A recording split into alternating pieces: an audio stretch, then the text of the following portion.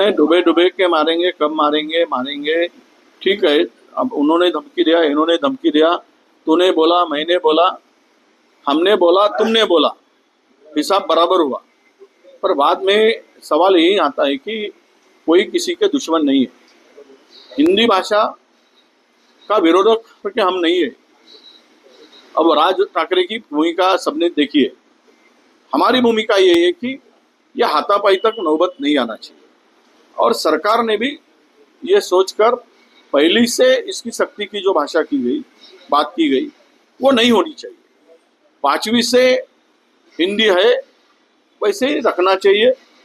महाराष्ट्र में सब भाषा का सम्मान महाराष्ट्र करता है, पर शक्ति की भाषा जब आती है तब उसका विरोध भी होना चाहिए।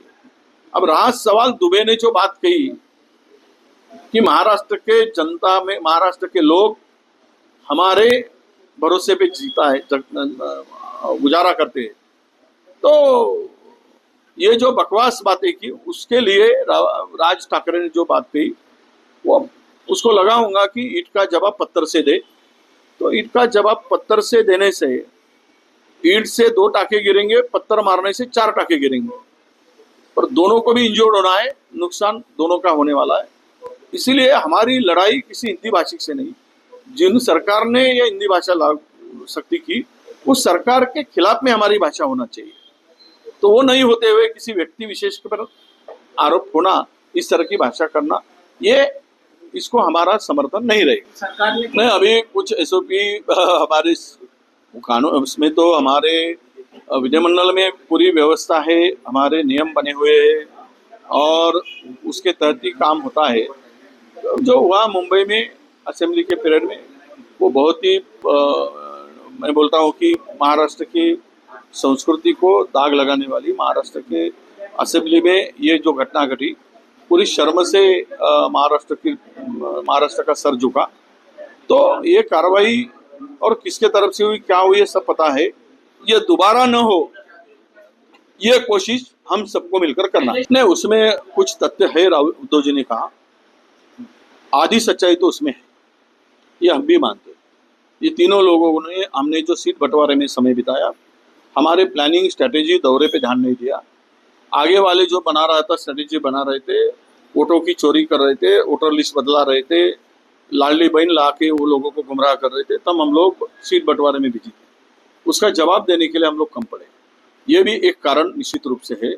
और जो वो बोल रहे, वही हमारा भी वही कहना है।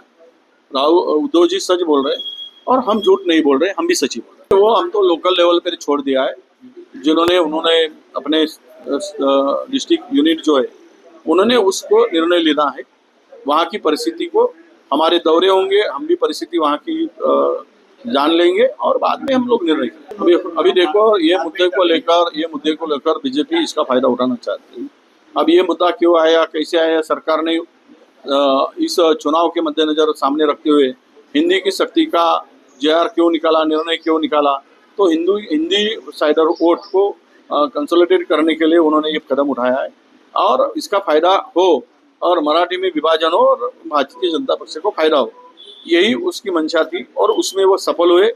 मराठी और से सिंधु हो गया, हिंदी हो गई, और मराठी के तो बहुत सारे हिस्सेदार है, हिंदी के हिस्सेदार केवल एक ही बसते हैं।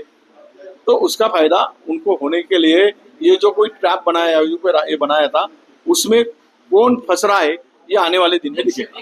देखिए, भावना तो है ही नहीं। जहाँ पे राहुल जी ने कहा है, उनके पीछे का भी आधार हुई है। बहुत सारे एग्जाम्पल है। हम लोग और जाएंगे तो नया विवाद खड़ा होगा। सीपीएम की भूमिका भी न्याय दिलाने के वक्त इंसान की परवाह नहीं करती है। इंसान के जान की परवाह सीपीएम कभी नहीं करता, तो भावना कहाँ गई? इंसान को जिंदा रख के उसको फायदा हो तो भावना समझती है।